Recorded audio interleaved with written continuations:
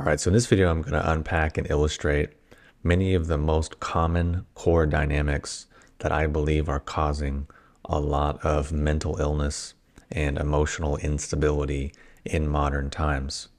Now, these ideas, for the most part now, are fairly mainstream, fairly integrated, especially with millennial generation and even the newer generations.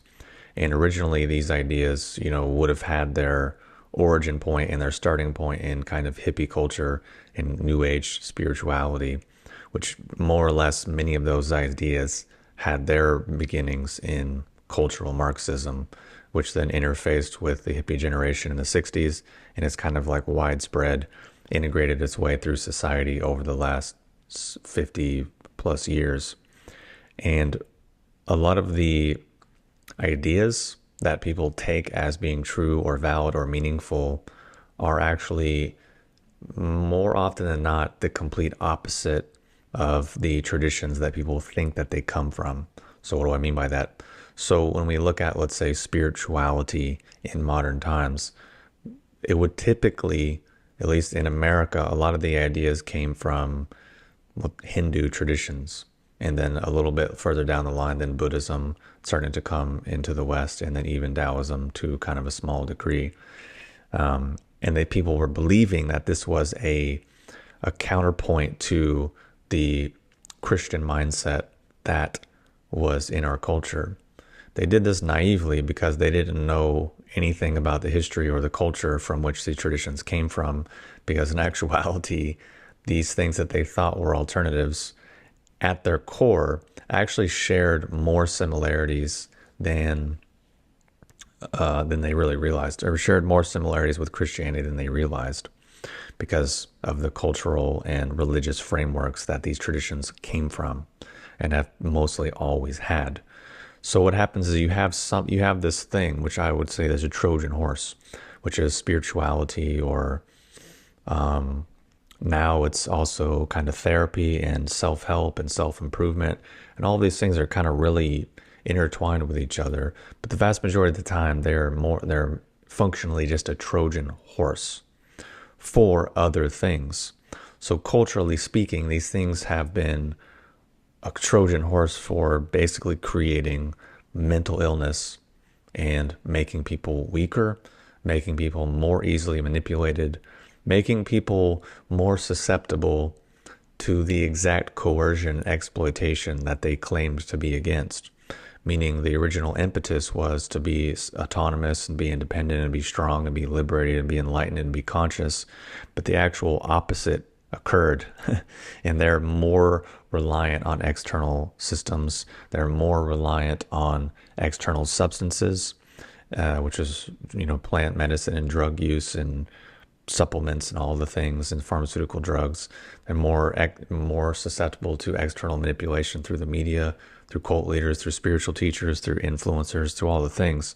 And I could keep going, but basically they just were enthusiastically creating the exact outcome that they claim to be against, and enthusiastically participating in literally their own demise.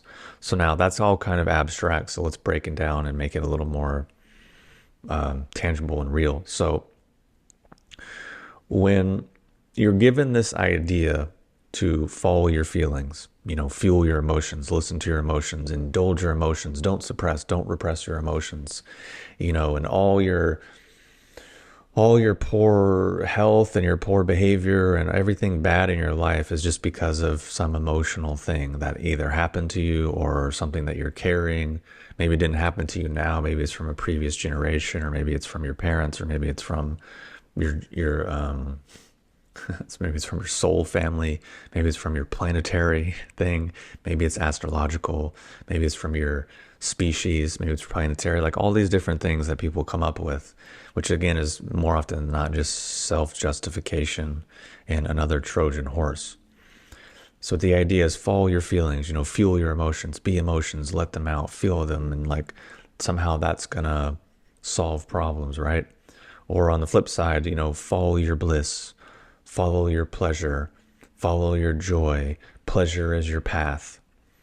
So that's kind of the core idea and the orientation that you're given which this is really probably the most transient, easily manipulated, most unstable part of our identity. That also happens to be really, really one of the most immature parts of our identity as well. That is heavily connected with our base desires and will basically just completely keep us stuck functioning from our base desires, because that's where all that stuff comes from. That's the interface between them. Which again, I'm not saying they're bad. I'm not saying there's no value in those things, because there obviously can be. But as your general orientation, this becomes problematic, because if that's your general orientation, but then on the flip side, here comes media, here comes society, here comes culture, here comes the world, and now here's a bunch of overly sexualized violence. Here's a bunch of hyper-stimulating imagery. And people think in the West, or at least in America, that we're somehow sexually repressed. No, we're massively sexually overstimulated all the time. People think, okay, so follow your feelings, follow your emotions, fuel them, live them up, follow your bliss, follow your pleasure. Pleasure is the path, all these different kinds of ideas. Here's a bunch of violence. Here's a bunch of political propaganda. Here's a bunch of deceit. Here's a bunch of coercion. Here's a bunch of manipulation. Here's a bunch of just straight out and out moral violence, actual violence, overtly sexualized activity, but follow your feelings. Listen to your emotions, listen to your feelings, feel them as strongly as possible. Isn't that an interesting combination? So where is that obviously going to lead, and where's going to be the next step is creating an unstable identity, which is constantly shifting, constantly insecure, constantly ungrounded, and constantly kind of moving around, which that basic orientation creates personality disorders on a mass scale. Why does it do this? Because having actual integrity is one of the components of actually having a stable identity and living an actual rewarding, comfortable life. So if society tells you, follow your feelings, follow your pleasure, follow your bliss, do all of these things, and then it also says, well, here's a bunch of violence, here's a bunch of propaganda, here's a bunch of lies, here's a bunch of deceit, here's a bunch of mistruths, here's a bunch of just complete and utter negativity. So then that's going to put you in a defensive position. So then now you have to either realize your orientation to life is wrong, or you can just blame society, blame X, Y, and Z ism. And then now you have a complete path of victimization set up for you, because now your orientation is out of alignment with your own personal integrity and your own conscience. So that means your identity will also be pretty unstable, because these things go together. And if you're constantly just following your feelings and more or less living hedonistically through escapism or through consumerism or just through trying to be like a child, you're not really maturing as an adult, and you don't really have a solid sense of framework. So then problems arise. So then you do things that are out of alignment with your integrity, out of alignment with your conscience, and you feel bad, but you don't realize that that's why you feel bad. You think the problem is because it's the shadow, or because it's intergenerational trauma, or it's a chemical imbalance, or the astrology is bad, or it's Mercury in retrograde, or a million other different things, or you just spiral into paralysis of analysis of, well, I did this, but then I did that, and then I did this, but then my mom said this, and my dad said that, and then I did this, but I have this, but I have that, and when I'm in this situation, I feel this way, but I'm in another situation, I feel this way. You just go on to become basically neurotic, but then really it is all divorced from any real sense of real integration in real moral fabric. So when we go against our conscience, we experience negative emotions, which we do that chronically, habitually. We feel unease. And then on the flip side, we're also demonizing ourselves and other people for feeling anything positive, right? Because this is another side of the confusion that comes with following your feelings and following all these things, is that if you actually do experience legitimate comfort or legitimate pleasure or legitimate reward, which comes from actually doing the right, correct things, then now there's so much so much guilt in place that it just automatically suppresses that, which is again the whole victimization cycle. Because having integrity means having your thoughts, words, feelings, and actions more or less align. And then also having those things align with whatever your organizing, guiding frameworks are. Which, if you're a Christian or you're a Buddhist or a Hindu or a Sikh or whatever ism, then at least that is somewhat of a stable framework. And then these things can move in accordance together. But as an example, let's say you're constantly, now I'm doing this, now I'm doing that, now I'm reading this, now I'm doing that. Doing kind of the average spiritual buffet that people do and think is like personal growth, which is more or less just instability and procrastination, because it's just constantly moving around and constantly, I don't know what's this, it's a million different things from a million different directions. So your nervous system just ends up profoundly disorganized. Whereas if you can actually just simplify and drop a lot of the noise and actually create some kind of cohesion, simple thing, then a lot of the unease, a lot of the other negative emotional things that people experience will drop away. So having a stable sense of identity is very much related to having integrity and a developed conscience, which is all based upon actually knowing yourself and actually having stable views, having stable beliefs, having stable behaviors, and then having a sense of self that is well-defined and consistent over time, and then having a moral identity and stable values that actually feed into all of these things.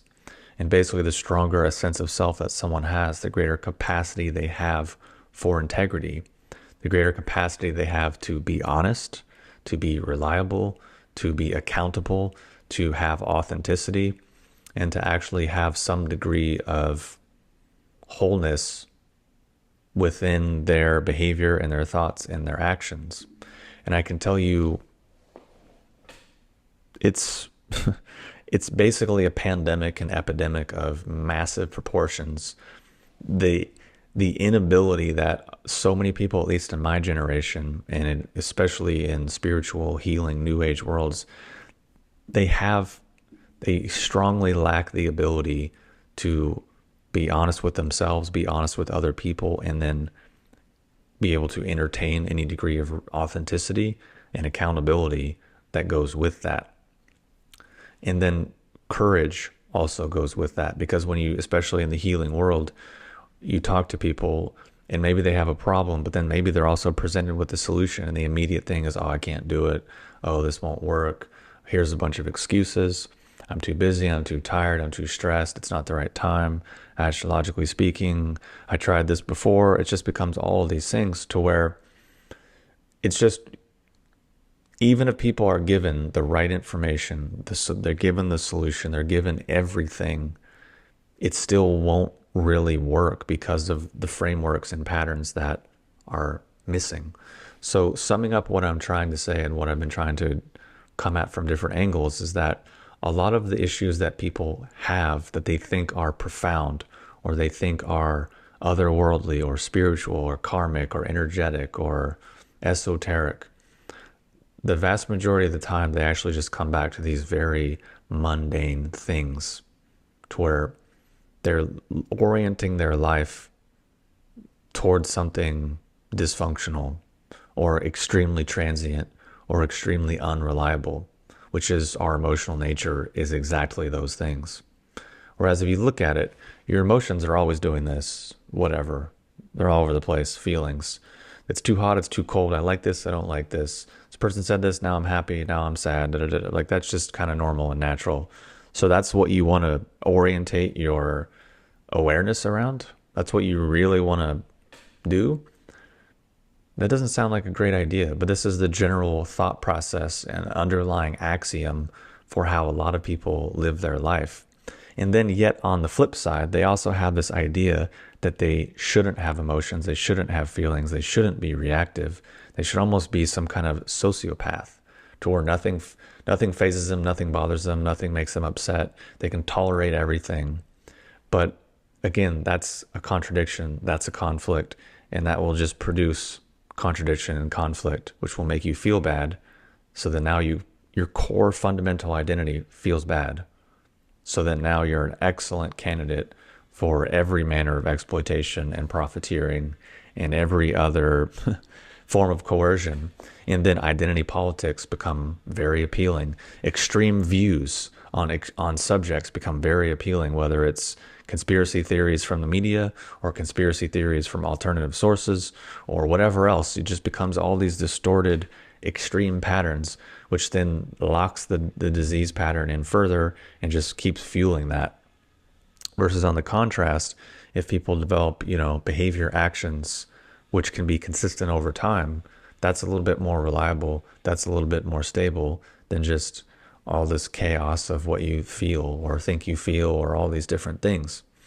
And building strength, integrity, and cohesion are, for whatever reason, extremely demonized, which I think if society, for whatever reason, is pushing a disorientated sense of identity, whether that's on purpose or accidental or both, then of course an organized, structured, functional, strong identity will of course be demonized. And just yesterday I was spending time on Instagram, just looking through different threads of different accounts of different kind of genres of social media. And I see this recurrent theme of people posting this general idea of making themselves feel better about the chaotic instability of their emotional nature. And there was even like a billboard that was like, oh, don't worry, everyone is struggling and is just as chaotic and disorganized as you are and just as unhappy as you are. And I'm thinking multiple things. Like, first is, I feel bad that that's so normalized. I feel bad that that is the reality that so many people are experiencing. And I hope that they can somehow figure a way out of that. And this is also partially why I'm making the video, because I believe these things are actual solutions.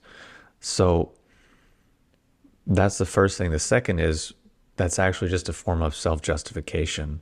But through social media and through therapy in these industries, they're normalizing being really unwell and being really unstable because of all the reasons that I've spent 17 minutes explaining. And the third is, it's not actually true. Not everyone is that chaotic and that disorganized and that unwell. Not everyone is struggling. There are people who have very happy, rewarding, stable lives. That is an option that is accessible to us as humans. But again, it's really weird that this is being pushed as the norm. But it's also just America, right? It's just part of the modern times. But I know people who are happy, normal, stable, kind of comfortable. They're at ease. They're comfortable. They enjoy their life. They're happy. I mean, they're not living in this world that this sort of modern, whatever, Instagram influencer, self-improvement, spirituality, fitness person is going through.